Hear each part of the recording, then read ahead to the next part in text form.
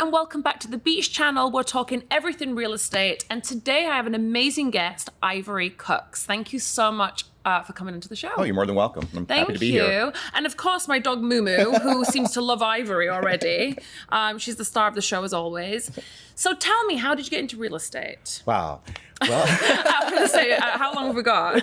No, I was a flight attendant. I worked for a major airline, really? and I flew for 17 years, and that company went out of business. Okay. So as they were starting to go under, I looked for an alternate career, and I had already, before that, I had already bought houses and rehabbed them with a friend. So you're already in the market Yeah, yourself. and friends would tell me, "Oh, you'd be a great realtor," and that's how I transitioned into a realtor. And I'm sure you've seen over the years things change. I mean, I've only got into it the last 2 years, and it's tough. It's really, well, I mean, when I started, we didn't have the internet. Yeah. We didn't have social phones, media. exactly. So our listings were in telephone books.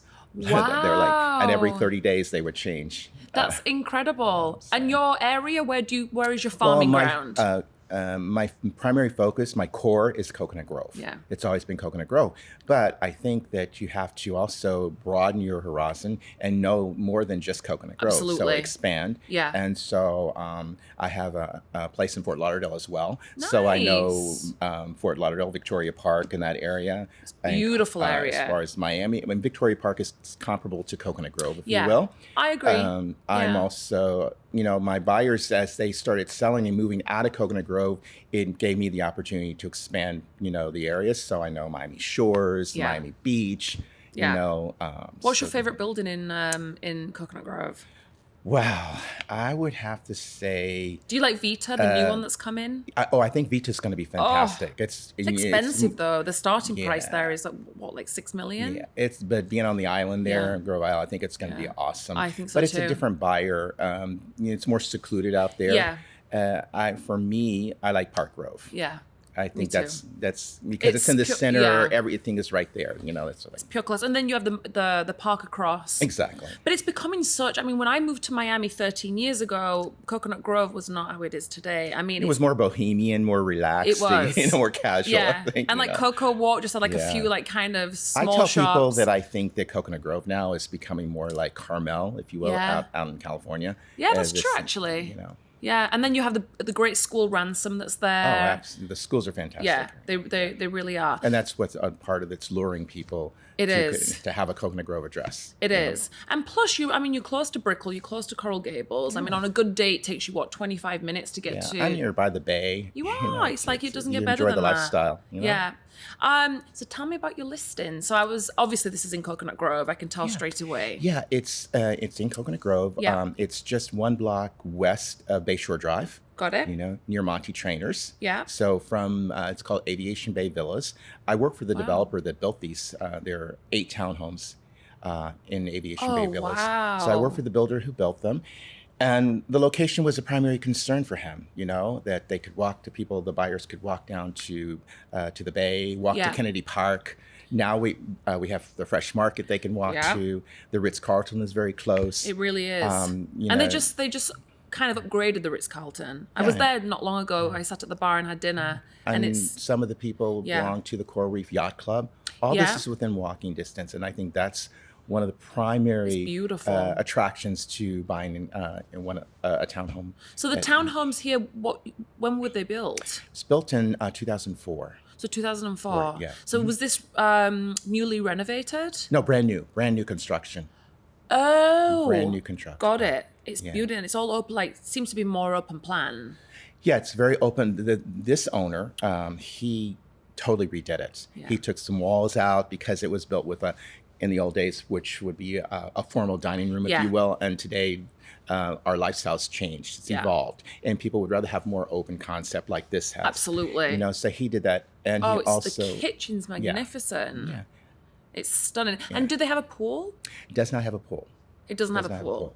But the thing is with Coconut Grove, you can always be a member to a hotel. Well, you can go to the Coral Reef Yacht Club, which is like a and a lot of buyers, yes, there are people that definitely they want a pool, and I understand that. Yeah. Even though most of us that have a pool use it for entertainment. Right. We go to the beach. I never go to the pool. It's true, I never go. But it is in all fairness to the buyer that wants a pool, it expands your entertaining area. Yeah, it does. How long has it been on the market for? It's been on the market for about a month. 1 month. And what's the price point? Right now it's at 1.875. 1.875. And how many bedrooms? It actually has 3 bedrooms, plus it has an additional room that could be used as a 4th bedroom, an office, or a formal living room. Yeah, and it's on the 4th bed. That 4th room is on the main floor, and there's a full bathroom on that floor as well. I mean, I think that's a really good price point. I think it's a great price point. I think it's a great layout. Yeah, for I do too. Somebody that might work from home. Yeah, they can close that room off and still have a bathroom nearby and be away from everybody else. So you've been in the real estate world for a good amount of time, I would say. Yes, I have. So has it taken you a long time to get to this point where you're getting beautiful listings like this? I mean, for me that's kind of starting out, like for someone that's starting out, what advice would you give them? I think that your sphere is the most important source for you, for at least for me. And I have to say that I started out with a really big listing because one of my... You got lucky. I got lucky. Well, one of my friends, he wanted to help me. He wanted to be part of me transitioning into a realtor. And he was nice enough. His name is Dennis Hoffman and Jim Komblowski. Yeah. They gave me their house for sale. Wowza. Yeah. And that was... Back then, it was a really big listing for me. That's amazing. How was that? Was that like nerve-wracking? Did they help you No, because I work for Coldwell Banker. I've worked for Coldwell Banker for 35 years. Yeah. And Coldwell Banker, they give you the training, the tools. They give you everything you need. I mean, our managers are, they assist you. So even though I didn't have the experience, I had a hell of a lot of experience behind me. Yeah. Making sure that I did everything the right way. And most brokers don't give that. They don't do that service. And the other thing is that I was lucky to meet a developer. Yeah. And that developer liked that I was doing open houses on Saturdays. Back then, nobody ever did that with no air conditioning. My goodness. So, in fact, I had a buyer once come. He saw me sweating. It was in the summer, open house, no air conditioning. And he went to the Gap and bought me a shirt. Oh, that's the loveliest thing ever. Because I was totally wet, But that developer ended up giving me more listings, and that buyer also gave me his house for sale because he saw how hard I was working. I love that. And it's persistence, and it does show. It really does. Because nowadays people don't want to sit doing open hours on a Saturday and Sunday, especially in the heat. You know what? Today, the most important thing I would say is that we need to answer our phones. Yeah.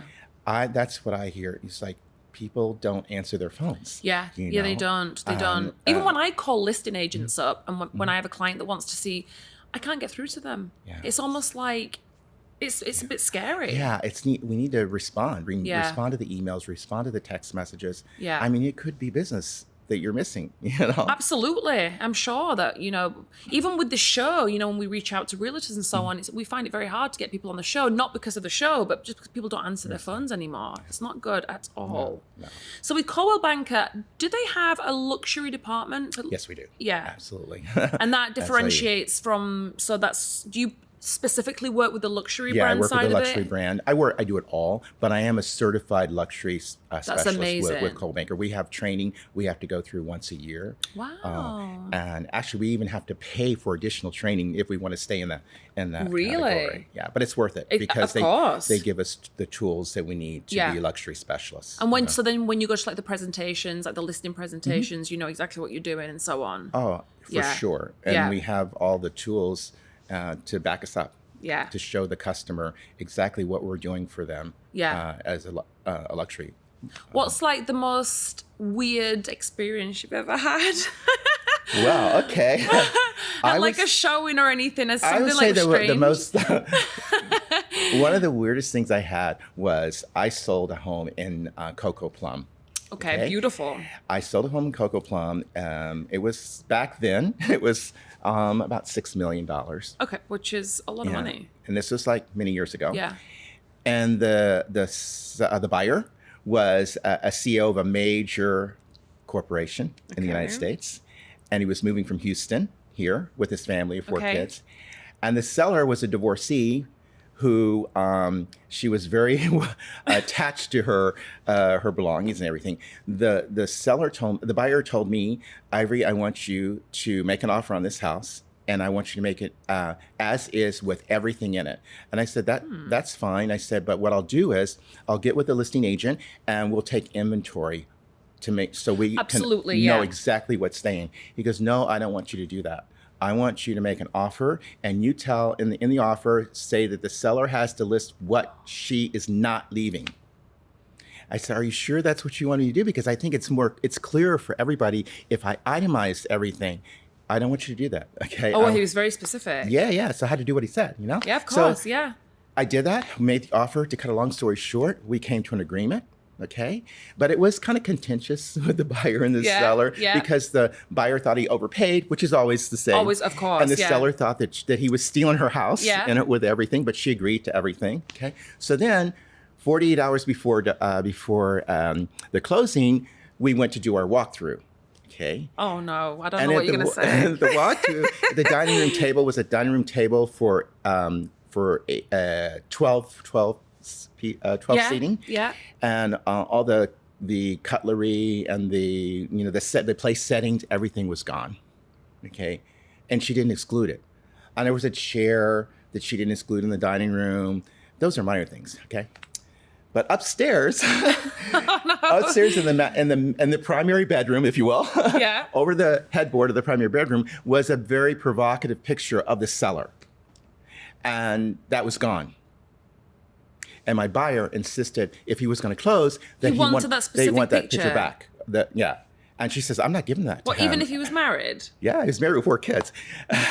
It's like, so this held up the closing, believe it or not. Oh, I can believe that. Okay, so what happened was the day of closing, he refused to close. Really? Yes. And this is where... But did he know it was of her? Oh, yeah. I mean, yeah, you could tell. You could tell. It was an oil painting of, Wow. And so it was really funny because it's really stressful for us as a realtor because people don't understand we do a lot to keep the deals together, okay? We use our communication skills to guide the buyer and seller through the process, 100%. Okay? And people don't understand that. And it's invaluable what we bring to the table. 100%, yeah. We also use emotional intelligence. We use that to keep harmony between the buyer and seller. Yeah. Okay. And these are skills that we hone in over time. I come from an airline background. I know how to deal with people whether they get on the plane with a plastic bag or Louis Vuitton luggage. Absolutely. I love that statement. We were taught that, and we were taught that in training.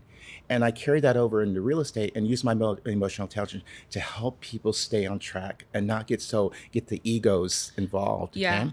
Yeah. So I talked to my buyer and said, could we meet for lunch? It was incredulous. I couldn't believe it. My $6 million deal is going to fall apart, Because of an oil painting. Yeah. So he agreed to meet, and I knew what it was about already. It was about it's the egos. It was the ego and him being stubborn. Yeah. So I just sat down to him and I just said, Mr. Buyer, I said, do you really think your wife wants a painting of another woman, over the headboard? And my heart was pounding, I'm sure mine's pounding now. And he said to me, it seemed like it was a long silence, and I didn't say, that's all I said, and looked right at him in the eyes, and he goes, Ivory, you're right. Let's just get it done. She can have it. Wow. So I would say that in my real estate career, that was the most stressful and the most. I can believe that. Yeah. I can believe that because you get really personal, and you get very personal with people. Yeah. And then after that, we got through that. It was very amicable. Yeah, it was very amicable. The seller was very nice. She left a big bouquet of flowers. I'm sure with a bottle of champagne. So it's just like, again, egos get involved. I know, and that's where we come in, to play, to try to keep everybody on course. Yeah, and I'm sure you've gained and you've lost in the past deals where you've thought it's going to go through and it doesn't. I mean, of course it happens. Yeah. Or you have a listing that for some reason, it doesn't sell. Yeah. Usually it's because of price. Yeah. And usually, we all go through it. If you know that a listing is overpriced, and you're going to have to spend so much time, with showings and doing the staging and doing the open houses, do you always take it on? You just because Well, you first just of all, hope? when I go into a listing, I don't think about how much work I'm going to have to do. I go into it with my whole heart. Yeah. I can tell you've been like really, that. I'm really passionate about it, and I'm excited, and I want to show that seller that I'm going to do everything I can to get them sold. Sometimes it doesn't work out. I've had a seller recently that, from the beginning, the house was overpriced, and I told her, I said, listen, why don't we do this? It's, the price is really high. Yeah. Why don't we do this? That I'll go ahead and list it, and then after the first 3 weeks, if we don't have any really good results, we agreed to bring the price down. Okay. And she was okay with that? Probably not. Honestly, I don't remember what she said, but I can tell you what, she didn't bring it down in 3 weeks. No. So we went through this for 4 months. Okay. Yeah. I still did everything I could. I worked that listing. I did open house on Friday, when people are coming home from work, trying to capture them, on Saturdays and Sundays. So it wasn't about our marketing. It was about price. Yeah. Okay. Yeah. So then finally, the listing, basically we both came to an agreement. We canceled the listing. Okay. And then, she put it back on the market like 3 months later for the price that I told her. With a different realtor. With a different realtor. Oh. And of course, it sold in a week. But that's how it happened. I'm I know happy for them. Listen, yeah. I'm happy that it went, listen, I'm so happy that it went through. I want my... But you're also successful. Yeah. So you kind of, when No, something like that happens, not it's my not way. like... I'm really happy for them, Yeah. I'm sorry that it took so long for them to understand that it was the price all along, Well, a But seller... it's very rare that happens. Very rare, but it's also people's babies. Like, they just don't want to just let it go. Yeah, listen, it's an emotional transition for people that are moving out of their home, Yeah, or purchasing a home. It's probably the most expensive purchase they're going to make in their life, and you're helping them. Yeah. What do you think is going to happen to the market in Miami? In what way? Do you think it's going to stay the same? Do you think it's going to plummet? Do you think we still have, we're always time for it to changing. soar? I think we're always changing. Do you do pre-construction at all? No. I think we're always changing. The market's always going to change. Nothing stays the same. Okay. I think that Coconut Grove in our market is very resilient. But the inventory's low then. Inventory is still low. Yeah. And so there's still a strong demand. Yeah. So as long as there's a demand and the supply is low, the prices are gonna maintain. I don't see anything changing drastically in that way. You don't. No. Well, that's a good thing. That's a very good thing. I know. Look, it's amazing how many. I remember years ago we would say, you see a different out-of-state tag from New York or Canada. That's the only ones we really saw. Today, you see California, Oregon, Pittsburgh, Pennsylvania. Yeah. So you're seeing all these out of And state. I think a lot of these people, you're dressed impeccably. And I think the New Yorkers are bringing that kind of class to Miami. I'm seeing a lot of change in just... in the way, when you go out to restaurants and everything. 100%. Absolutely. There's a big change. Thing. It's a very good thing. Yeah. What would you give, looking forward, do you think we're going to get a lot of international buyers? I've had a lot of Colombians, South Americans. Well, we've always had South American buyers because every time something is unstable with one of the countries in South America, it seems that they're bringing their money to the States to security. Yeah. And usually it's Miami because Miami is usually the capital of South America. Yeah, That's true. Where you put it. Okay. It's true. But Miami has, since the pandemic, has had an unbelievable change. And there's so many people, international people around the world, that just want a piece of Miami. Yeah. Right now, Miami's experiencing the it city. Yeah. Okay. And so even though people might not need an apartment here or a condo here, they just do it for an address. They just want to have a piece of Miami. Say that they own a piece. Okay. Yeah. I just recently, a couple of years ago, sold a hedge fund guy from New York. Okay. I sold him a condo for just under $1 million. Yeah. And he has a family, and they bought it just for their vacation to come down, 2 or 3 times a year. It's very easy. They love Miami so much. Yeah. He contacted me recently. He was in town and took me to dinner and said, you know what? He said, my wife loves living here so much that now we want to buy a house. Wow. He says, I figure I can commute back and forth to New York. I can fly up there once a month for my board meetings or whatever. But this is what we want to do. That's incredible. So that tells you how, they bought it first just to try it out. Yeah. And they got a taste of the lifestyle here, and they're very happy. And that's the thing I love about real estate is if they're not going to buy something right now, you know that they will eventually. And I think if you create that relationship as a realtor, they'll trust you to It's all buy, about sell. relationships. It is. And trust. And Trust is the number one thing. You know? I have so many of my clients are friends. Yeah. You know, there's so many. Yeah, the majority of my business now is referral business because they refer me. We become friends. Well, you can tell as well that you're like hands-on, like you're the full package, and that's what you need. Yeah. I love what I do. Yeah. And I just can't do enough for my people, for my clients to show them that. And do you work do you work in a team or do you work? No, I don't work in a team. I'm by myself. Yeah. That's it. That's incredible. I mentor a few new agents, which I'm very proud of. Yeah, you should be. You know, so if there's somebody special that I see come in the office that, you know they have it. They have it. That who's who. I don't want to just mentor anybody. Yeah. Okay, because I think mentoring that it reflects me. You know, it does 100. It does 100%. You know, and I'm mentoring a gentleman right now. He was in the banking business. He has a wife and kid, and I see he has the feeling, you know, he has the people skills, he has the empathy that I have. But you also have to have a side of aggression, like you've got to be aggressive because it's such a competitive market. I don't think you have to be aggressive. That's not my style. Don't? I think I can be assertive. And I think there's a difference between being assertive and being aggressive. And following up. Everything's about following up constantly. There are people that are aggressive, but that's not my way. Yeah. You know, it's always the motto is that it's not what you say to somebody, it's how you say it. Yeah. You know? Yeah, it is. You know? And I believe. But have you had the people that have been like, no, not interested, and just put the phone down on you? Oh yeah. Oh, in the year. Oh yeah. Well, yeah. We call that. I hate that. It's like the worst feeling. We have this thing called "Eat the Frog." Yeah, I don't think you've heard of that. No. So "Eat the Frog" is in the mornings.